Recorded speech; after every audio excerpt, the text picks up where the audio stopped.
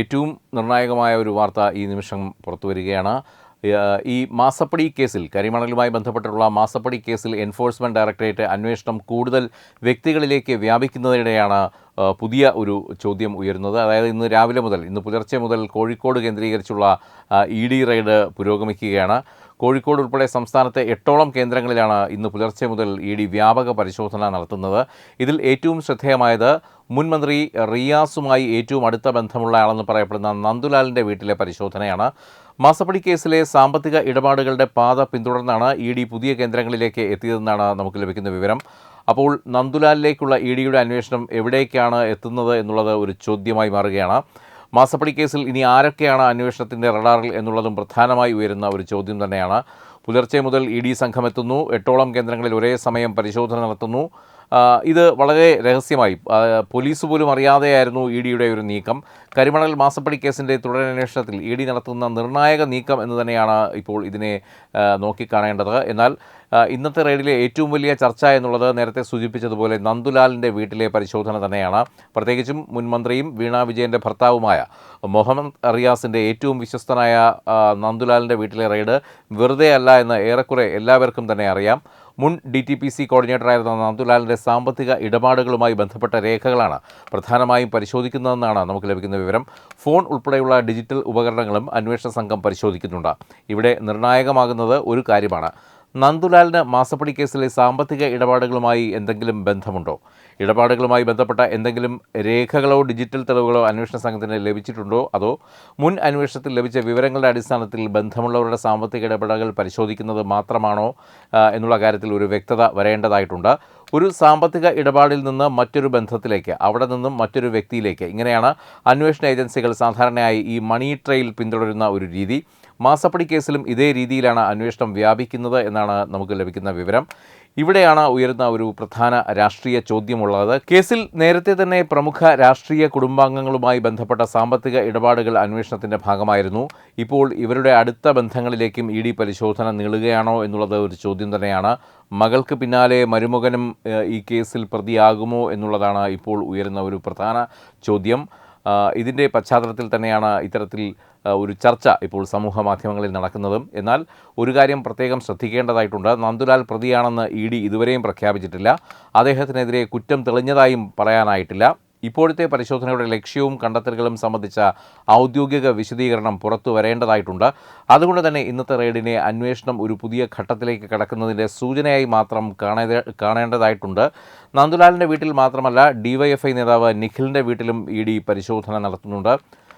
അതുതന്നെയാണ് മറ്റൊരു കാര്യം. ഒരേ ദിവസം ഒരേ സംഘടനയുമായി ബന്ധമുള്ളതായി കരുതപ്പെടുന്ന വ്യത്യസ്ത വ്യക്തികളുടെ വീടുകളിലേക്ക് പരിശോധന വ്യാപിപ്പിക്കുന്നത് വളരെയധികം ശ്രദ്ധേയമായിട്ടുണ്ട്. ഇവരുടെ സാമ്പത്തിക ഇടപാടുകൾ തമ്മിൽ എന്തെങ്കിലും ബന്ധമുണ്ടോ? അന്വേഷണ ഉദ്യോഗസ്ഥർക്ക് ലഭിച്ച മുൻ വിവരങ്ങളിൽ ഇവരുടെ പേരുകൾ എങ്ങനെ എത്തി? ഇന്നത്തെ പരിശോധന പൂർത്തിയായ ശേഷമേ ഇക്കാര്യങ്ങളിൽ ഒരു വ്യക്തത വരൂ. KMML അതുപോലെ KSIDC എന്നീ പൊതുമേഖലാ സ്ഥാപനങ്ങളും CMRL തമ്മിലുള്ള സാമ്പത്തിക ഇടപാടുകളാണ് കേസിൻ്റെ പ്രധാന അന്വേഷണ പരിധിയിൽ ഉൾപ്പെടുത്തിയിട്ടുള്ളത്. സേവനങ്ങൾ നൽകിയതായി രേഖയുണ്ടെങ്കിലും യഥാർത്ഥ സേവനം ലഭ്യമാക്കാതെയാണ് പണം കൈമാറിയതെന്ന ആരോപണമാണ് കേസിൽ ഉയർന്നിട്ടുള്ളത്. ഈ ഇടപാടുകളുടെ യഥാർത്ഥ സ്വഭാവം എന്തായിരുന്നു? പണം എവിടെ നിന്നെത്തി? ആർക്കൊക്കെ കൈമാറി? എന്ത് ആവശ്യത്തിനാണ് പണം കൈമാറ്റം നടന്നത്? ഈ ചോദ്യങ്ങൾക്കുള്ള ഉത്തരങ്ങളാണ് അന്വേഷണത്തിൻ്റെ പ്രധാന കേന്ദ്രബിന്ദു. EDയുടെ അന്വേഷണത്തിൽ ഏറ്റവും പ്രധാനപ്പെട്ടത് ഇപ്പോൾ ഈ മണി ട്രെയിൽ തന്നെയാണ്. ഒരു കമ്പനിയിൽ നിന്ന് പുറത്തുപോയ പണം അത് ഏത് അക്കൗണ്ടിലെത്തി? അവിടെ നിന്ന് മറ്റൊരു അക്കൗണ്ടിലേക്ക് പോയിട്ടുണ്ടോ? അങ്ങനെയെങ്കിൽ ഇടപാടിന് പിന്നിൽ മറ്റേതെങ്കിലും വ്യക്തിക്കോ സ്ഥാപനത്തിനോ പങ്കുണ്ടോ? ഇത്തരം ചോദ്യങ്ങളാണ് അന്വേഷണ സംഘം പ്രധാനമായും ഇപ്പോൾ പരിശോധിച്ചു വരുന്നത്. ഇതിനകം ശേഖരിച്ച ബാങ്ക് രേഖകളും സാമ്പത്തിക രേഖകളും ഡിജിറ്റൽ രേഖകളും തമ്മിൽ ബന്ധിപ്പിച്ചാണ് അന്വേഷണം മുന്നോട്ട് പോകുന്നത്. അതുകൊണ്ട് തന്നെ ഇന്നത്തെ പരിശോധനകൾ വെറും രേഖാശേഖരണം മാത്രമല്ല, മുൻ അന്വേഷണത്തിൽ ലഭിച്ച വിവരങ്ങൾ ക്രോസ് ചെക്ക് ചെയ്യാനുള്ള നിർണായക ഘട്ടം കൂടിയാണ് ഇത്.